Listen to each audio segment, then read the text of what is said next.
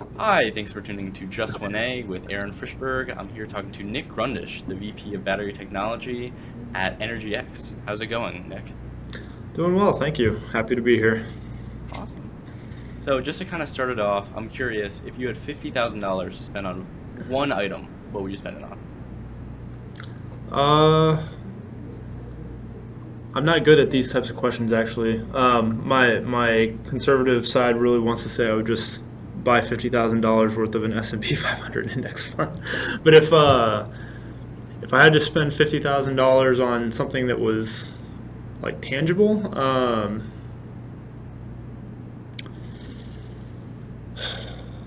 yeah, I don't know. I would probably buy.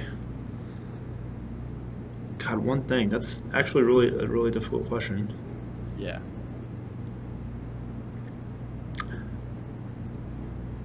I guess $50,000 in the S&P sounds good to me. Yeah, Yeah. I guess actually the other thing I was gonna say is a nice watch. Oh, yeah. Maybe like a nice Rolex or something. Nice. Um, Something my dad always wanted, and I'm not sure he ever got around to buying. So, sort of as an ode to him, I think I'd probably do something like that. Yeah, that's really nice. I've also been kind of dabbling in the watch market, and I really like Patek Philippe. That's kind of my life goal right now. You already know more than I do. I know Rolex and Cartier, and that's about it. Patek is basically just like Rolex, just amped up, probably unnecessarily. Like I think the entry is like $25,000, which is ridiculous for a watch, to be honest. Yeah. Yeah. I mean, I don't watch Joe Rogan regularly, but I remember seeing one thing where he was talking to like a master watchmaker and then seeing some of those like mechanisms they use is just insane. And then the price tag, of course, goes into the six figures like very quickly. Yeah, Um, it's really crazy. yeah. Yeah. But anyways, $50,000. That yeah, I'd find a nice watch to buy. Yeah, that's great. And then did you just want to give a 45-second spiel about what you're doing at EnergyX? Yeah, so at EnergyX, we are sort of like we span the whole lithium supply chain. So our sort of mantra is brine to battery. Um, Originally, the company was started with the primary focus of developing more efficient extraction technologies for, lithium precursor materials. Obviously, the booming electric vehicle market, lithium has become really a prominent material that the supply chain is going to have to address in the coming years. And sort of the materials we were looking at also seemed interesting for actually using inside, rechargeable batteries, and that's sort of where my background came in. And Teague, the founder of EnergyX, happened to be. I was fortunate enough to happen to meet him at the sort of the time when the company started getting its legs, and he brought me on board to sort of start the battery technology team or battery research team. And so the part I'm actually responsible for is the research and development and scale up of sort of the lithium metal next generation battery technologies that we're working on. Wow. And you also earned your PhD under a Nobel Laureate, is what I read. Yeah, so by complete dumb luck, actually, my undergrad was in mechanical engineering, which for some reason was John's home department. He is a physicist by training and sort of like a solid state chemist. Chemistry was more so what he did. So what he was doing in the mechanical engineering department is absolutely beyond me. But I was dumb enough to just kind of cold email him and ask him sort of what if I could join his group because I had just taken a material science class where like we learned about the different types of steels and engineering materials. I had no idea that his research was completely different, and I didn't really have too good of an idea of who he was. So yeah, cold emailed him, asked to join his lab. He accepted, and I think the postdoc I was working with at the time sort of lobbied to have him let me join as a graduate student. And he encouraged me to look elsewhere because he was 92 or 93 at the time, so I think he was a little bit worried about lasting to the end of my degree if I stayed. But after looking around and sort of seeing the research he was doing and the research everybody else was doing, and sort of I guess there was like a period in there where it kind of clicked, who he was and what that I could learn a lot from him just beyond the scientific process and his method of thinking about scientific problems. It was very obvious to me that his group was where I should stay. So yeah, that was a very long-winded answer, but yeah, I think he won the Nobel Prize in 2019. I was about halfway through my PhD at the time, and then of course COVID hit shortly thereafter, and uh, you know, a couple years later, here we are. Yeah. And he won the Nobel Prize for rechargeable lithium-ion batteries. Yeah, so without going too much into it, there were three people that won. So Stan kind of discovered the concept of the rechargeable battery. That had potential to be recharged hundreds of times. Unfortunately, the specific materials he was using to demonstrate the concept sort of kept exploding. So he was doing the work at Exxon, and they abandoned the project. Then John came along and showed that the materials you were looking at were nice from a fundamental perspective, but these are the actual practical materials we should be looking at. Lithium cobalt oxide, it gives you much higher voltage, and actually provides practical energy densities for like useful devices. And then the third guy, Akira Yoshino, came along and paired John's cathode material, lithium cobalt oxide, with a carbon or graphitic carbon anode, and then kind of formed the whole device at Sony. So yeah, that's just a quick background of those three. So John's contribution was really there was a lot of course, chemistry and physics that went into his contribution, but if you were to sum it up, he showed sort of the practical materials that would be useful for a lithium-ion battery that's useful in a commercial setting. And then I'm also curious how it kind of tied in learning from someone that somewhat pioneered lithium in general and lithium batteries and working at EnergyX. Do you feel like that's really come together?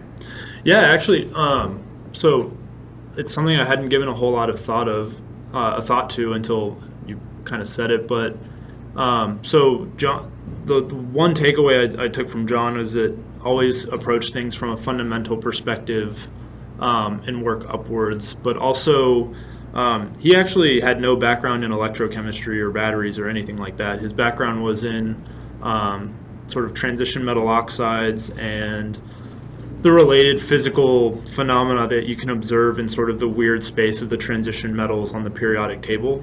And so when it came time for him to work on batteries, he had expertise that nobody else in the field working on it had. So he brought a unique perspective. And so I think actually we harbor a lot of that at EnergyX because we started, and there's a large portion of the company that's devoted to lithium extraction from brine. And so the sort of battery division that I oversee, there's a lot of sort of intercommunication and development of science. So talking with some of the experts that we have on, say, like membrane science for extraction or like solvent extraction methods of removing lithium from brine, it's really interesting to sort of trade perspectives and sort of see what new science we can develop just from not having a fresh set of eyes on it, or having different perspectives. Just as an example, I mean, we've working with each other, we've sort of developed a new method of making lithium metal rather than the process that's been in place for 100 years. Obviously, there's going to be a slew of engineering and scale up and all those concerns and things like that, but just in terms of proving the concept, we were able to develop something new and prove it out very quickly. And I think that's sort of an ode to John in that respect of coming to a new field with a fresh set of eyes and a unique background, and really pushing forward, advancement in an area that is kind of ripe for it. Sure. Yeah. And what, if you're able to share, what is this new method that you're talking about extracting? Yeah, so I mean, I can. It's an electrochemical-based method that can be performed at room temperature. So the final product is still, lithium metal, and we are able to. Of course, we're still optimizing the process and everything like that, but essentially, we can go directly from, lithium brine to a lithium metal product in sort of one process step, rather than the typical method is, molten salt electrolysis. You start with, 400, 500 degrees Celsius. You have to have a eutectic composition of potassium and lithium chloride, and then you sort of electrochemically remove the lithium from that solution. But again, going from 400 to 500 degrees Celsius down to room temperature is quite a big improvement. So yeah, again, just in terms of, obviously it's not like a direct one-to-one example as what John did with the lithium-ion battery, but it at least sort of uses the same, or is an example of the same type of situation where, again, fresh set of eyes from different fields tackling a new problem in that respect. Yeah. And I'm also curious, so you originally majored in for your bachelor's in mechanical engineering. Yeah. And then you shifted over towards kind of materials. How do you feel that majoring in mechanical engineering instead of chemical or something more related, similar to John, I guess, how do you feel that that helped you or maybe hurt you in working with this? Um, so it's funny because I remember John asking asking me when I first went to his office how much chemistry I had taken, and I was just like, oh, like Chem 301, the first semester chemistry. And he asked how much lab experience I had, and I was just like, well, none. um, and actually, a lot of my degree had a large manufacturing focus because I worked in a machine shop, and I really enjoyed like the process of actually building things. But thankfully, I mean, I joined his lab when I was a junior, so I was able to sort of shift to more materials focused courses. Still understood, mostly nothing in those courses, but played the game to get decent grades.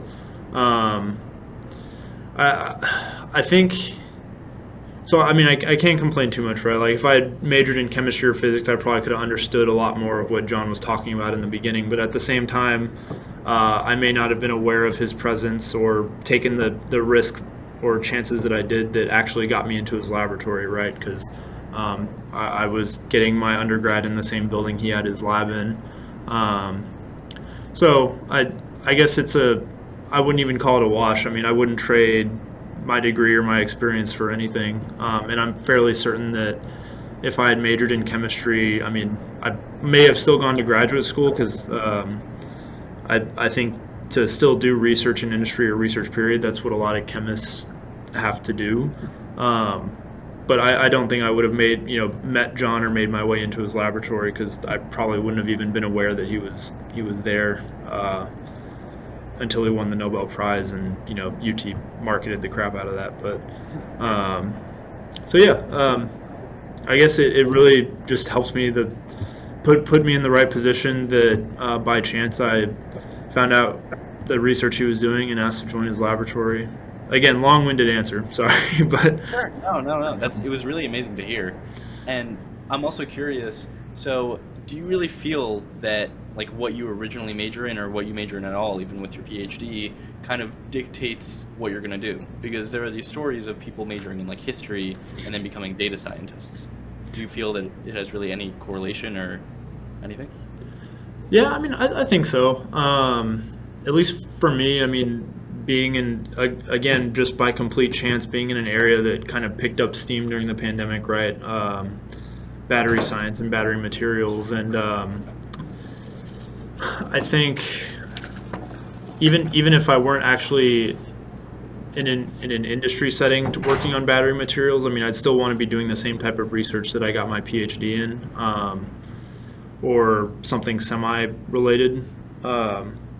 So I think, I mean, luckily, this is I think it's a beautiful thing about material science is it's such a broad field, and not necessarily some fundamentals of some areas can't necessarily be applied to fundamentals of everything, but at least in terms of like, I don't feel like there's too much that I could do or work on where it would be like a complete deviation of the true fundamentals of materials. Like I could work on semiconductors, or I could work on polymers or things like that, and I sort of have like a basis that I can build on in a lot of different areas from my PhD.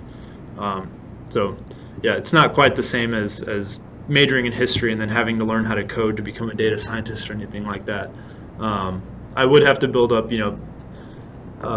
special subject area knowledge for some things, but I think materials sets people up to really have a broad foundation to build on. So shouts out to material science. Sure. Yeah. And was there like one moment in your mechanical engineering, or I guess, what was the moment that really made you shift over to materials? Was it meeting John? No, actually, it was meeting a professor called Lou Ravenberg. And I remember I took I mean, I had an internship lined up at a company, and unfortunately, I hadn't well adjusted to college yet, so my GPA dipped below their their requirements, so they revoked their internship offer. And then I had a friend at the time that mentioned he was just like, "Oh, if I'm going to be in Austin, I'm going to take coursework and make progress towards my degree." And I mean that made sense to me. So I ended up taking materials during the summer, where it was the only course I took and was able to focus on it. And then I would say that's where I was still working in the machine shop. So everything we were learning was like applicable to things I was kind of doing. It was obviously in a machine shop, you're not worried about the atomic arrangement of the steel or anything like that, but just taking kind of realizing like, okay, the hardness of one steel is more than the hardness of the other steel because of these factors, and that'll affect the way I machine it via like because it has different properties. But realizing how useful that information was, and then Lou was a tremendous professor, and I went to his office hours, and he was also teaching the lab portion of that course, and yeah, so I mean, when I took that course and was able to learn from Professor Ravenberg, that was sort of the defining moment of realizing I wanted to specialize in materials, and then UT Austin had a sort of like advanced materials engineering certificate. Now they have a minor, but they didn't have that in place back when I was an undergraduate. And in order to get that certificate, you had to have a research component, which was like a separate course, and you had to have a professor oversee your research. And that's, I mean, I had heard Goodenough's name, but didn't really know who he was or realize the weight of his contributions to I guess humanity. So I cold emailed him asking if he would supervise my research for the certificate, and then that's sort of where that whole thing kicked off. But yeah, long story short, it started the summer of like 2013 or whatever it was when I took materials engineering for mechanical engineers. Sure, yeah. And I guess to kind of wrap things up, if you could give one piece of advice to a college student, or really anyone that is going through a similar path to you in education, what would you say? Um,